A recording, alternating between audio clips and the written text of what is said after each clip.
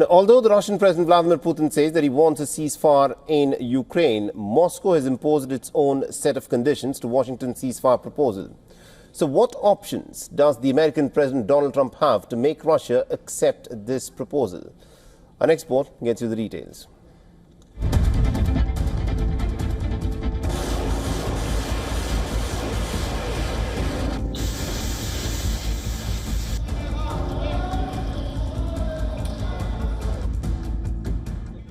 As the momentum builds for a ceasefire on the Ukraine war,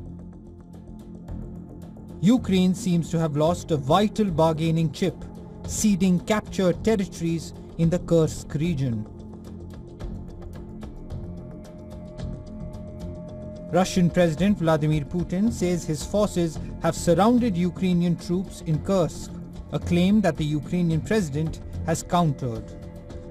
Ukraine has accepted Trump's 30-day ceasefire proposal, and as a goodwill gesture, US President says he has urged Putin to spare the lives of thousands of Ukrainians. We've had some pretty good news coming out of Russia. We're hearing good things, who knows, but we're hearing good things. They're in a very strong position militarily with quite a few Ukrainian soldiers, but hopefully nothing will happen with that. But the Russian president has his own set of conditions for the ceasefire. At the same time, we understand President Trump's call to be guided by humanitarian considerations with respect to these servicemen. In this regard, I would like to emphasize that if they lay down their arms and surrender, they will be guaranteed life and decent treatment in accordance with international law and the laws of the Russian Federation. For the effective implementation of the U.S. President's call, a corresponding order from the military political leadership of Ukraine for its military units to lay down their arms and surrender is necessary. The US President and European leaders are currently trying to unite in its efforts to make Moscow lay down arms. Addressing an emergency meet, British Prime Minister Keir Starmer told 25 world leaders to increase pressure on Russia and be ready to defend any peace plan. Sooner or later, Putin will have to come to the table. So this is the moment.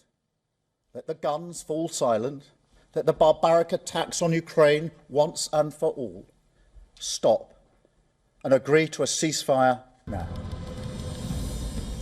Faced with the US ceasefire proposal, the Russian president is navigating between plans for a decisive victory in Ukraine and maintaining ties with the American president.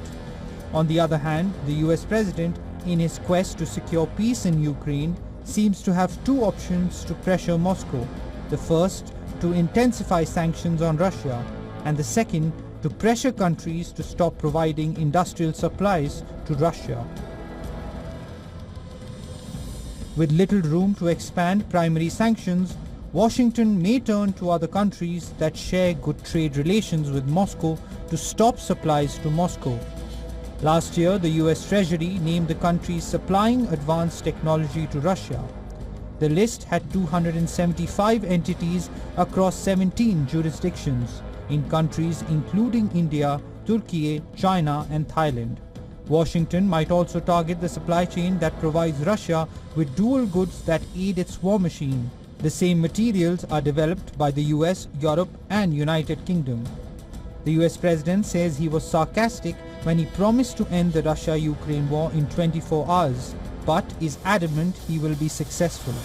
Moscow is expected to push for sweeping concessions, including demilitarization of Ukraine and an end to Kyiv's NATO ambitions. The West and Russia have taken their positions. What remains to be seen, how and when will they arrive at a common ground. Bureau Report, WION World is One.